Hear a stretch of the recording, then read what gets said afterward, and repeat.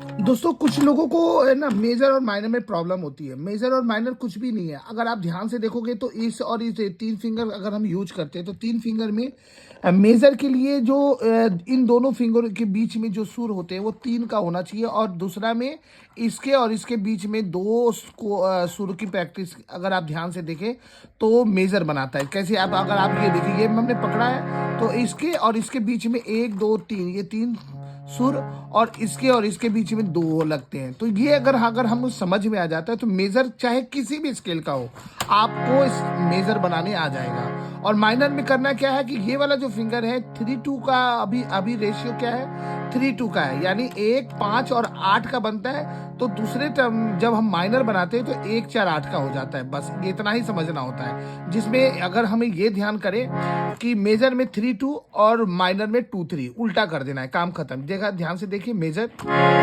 Minor, major और ये minor.